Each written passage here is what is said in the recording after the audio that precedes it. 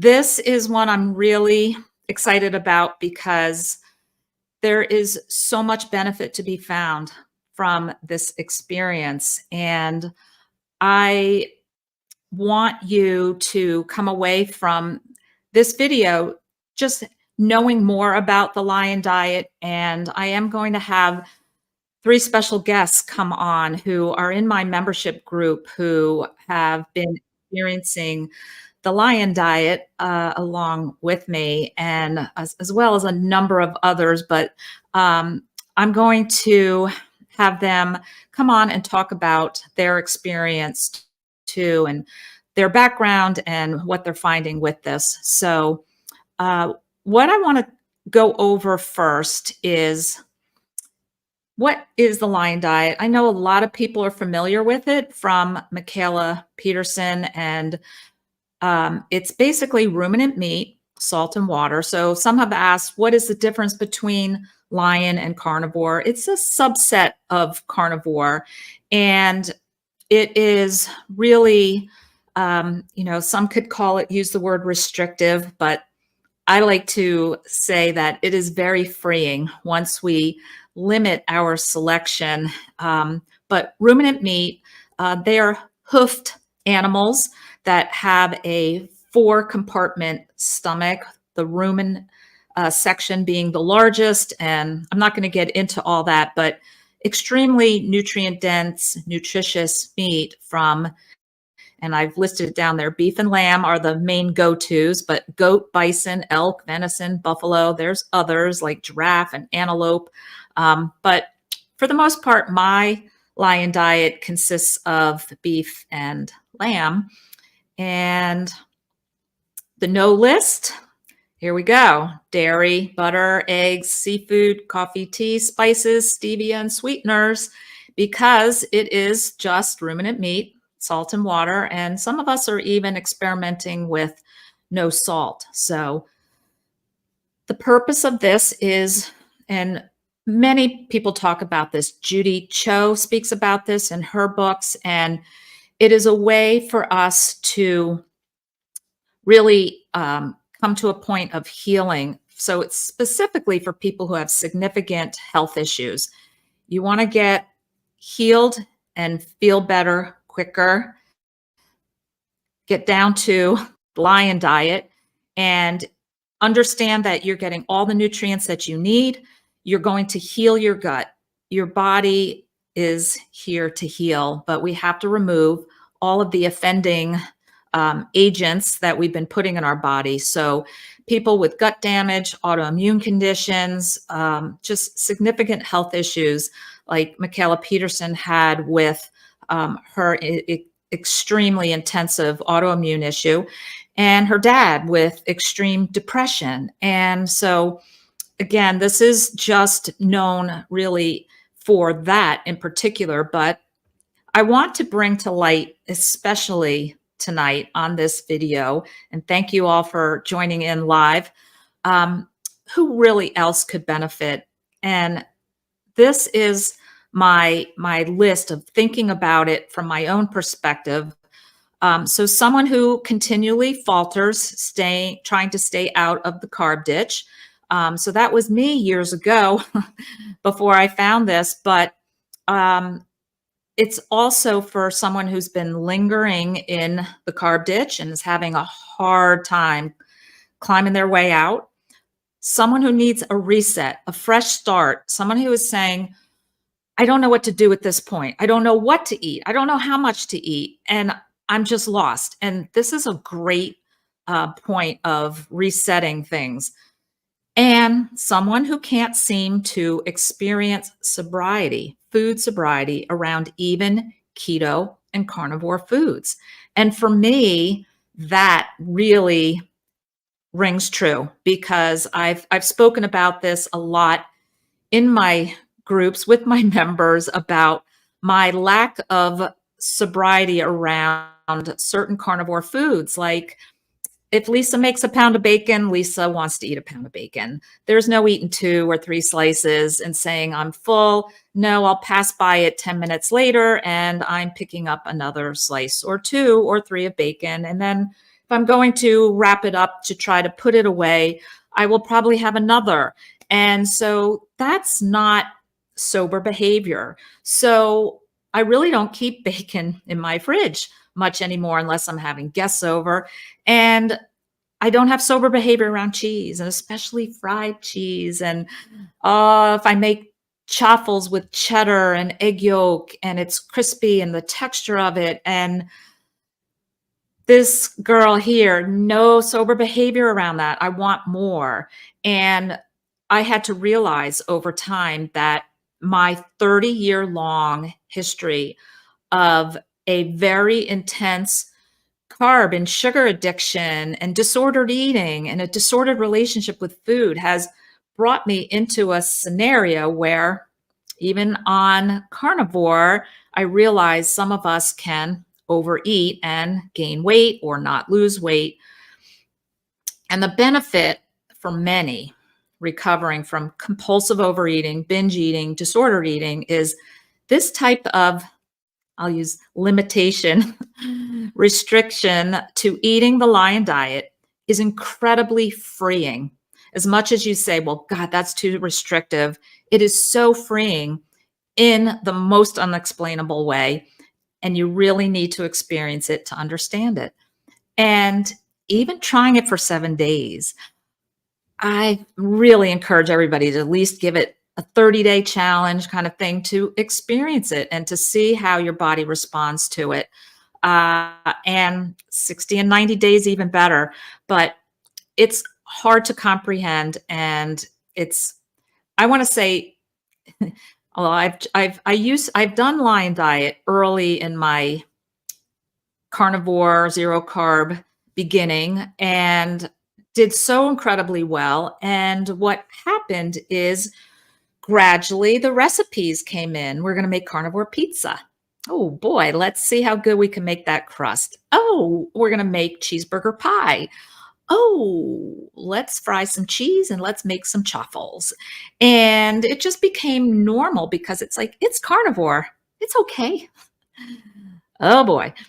And then the weight can fluctuate as we try to moderate. And most of us are no good at moderation. We stink at moderation, let's be real. And so it came down to realizing that was going to have to happen with these other foods. And I know some can moderate them and some do fine. I just want to express and have my group members who are going to be joining me momentarily just explain a different side of this way of eating.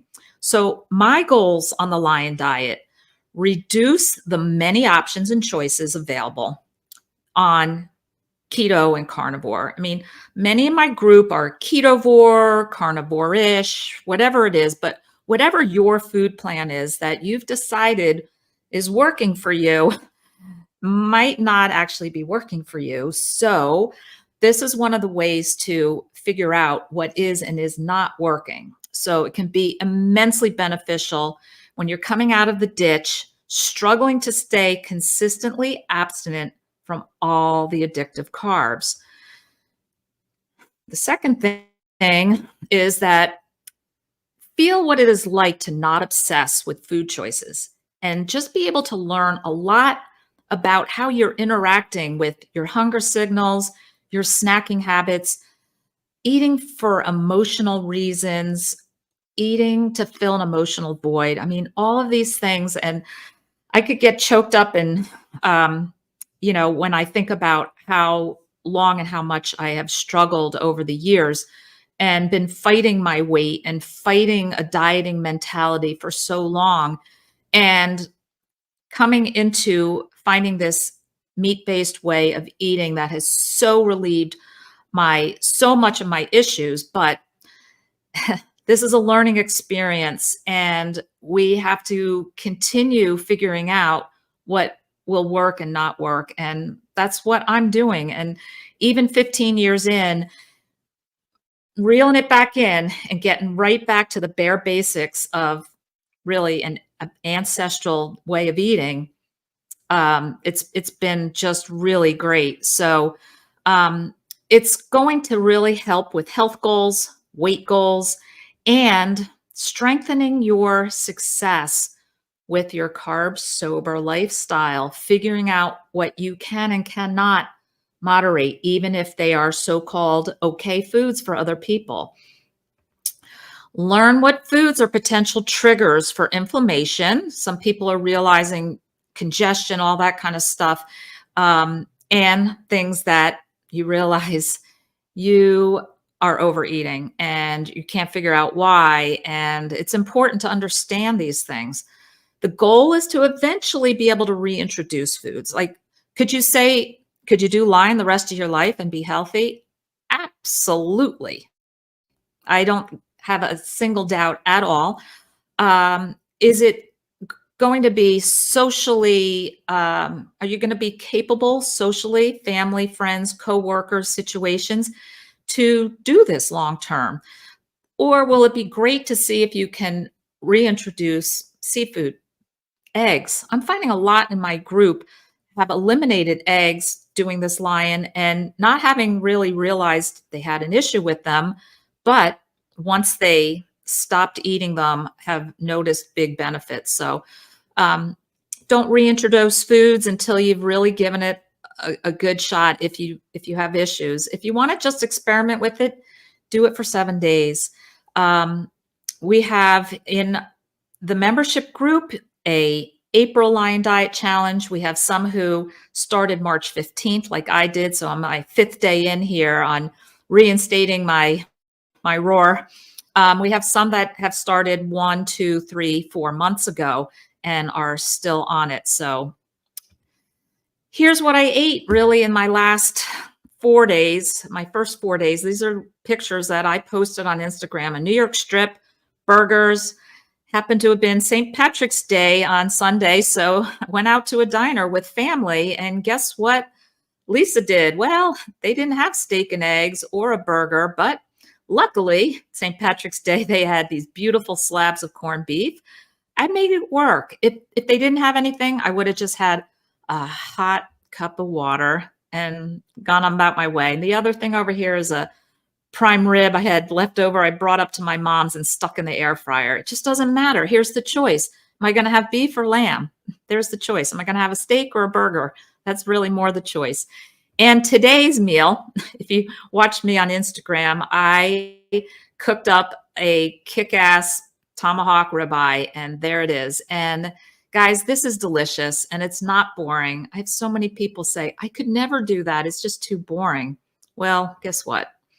When you say it's too boring, your brain is using up the only excuse it can grasp at to come up with a reason to not try this. And it wants to get you back or staying in these foods like I listed here: pork rinds, cheese, coffee and creamer, and the LMNT electrolyte drinks, or whatever your electrolyte drink of choice is. And people don't want to give that up. But guess what? You have to make a change. You have to be willing to make a change to learn something. And I just am here to hopefully inspire some to want to make a change. So many carnivores know of the benefits of a trial of Lion Diet and want to learn how their body will respond. So what is the holdup? Ooh, here we go. You thirsty? This is what you get. That's the holdup. That's what you get, guys. You get what every animal on this planet drinks to stay alive and drinks for thirst. This is what we should be putting in our body for liquid, for thirst. This is what our bodies need. But, ooh, here we go. There's the culprit. There's the Lion Diet stalwart. It does not want you to go Lion. No. Here we go. Yeah, the cream, the coffee, the ritual, all of that. And people do not realize that, you know how we've been told over and over, oh, got to take statins because it's good for it's going to reduce your heart attack risk. Or, all these things that we're told, oh, you can have 1 or 2 glasses of wine a night, and that's beneficial for the resveratrol that's in it, right? Or all these things that we're told, right? We're told that coffee is okay, but why do you believe them? Why do you believe a study that's funded by the coffee bean industry that's telling you, oh, it's going to lower your blood pressure? You believe that like you believe the statin lies?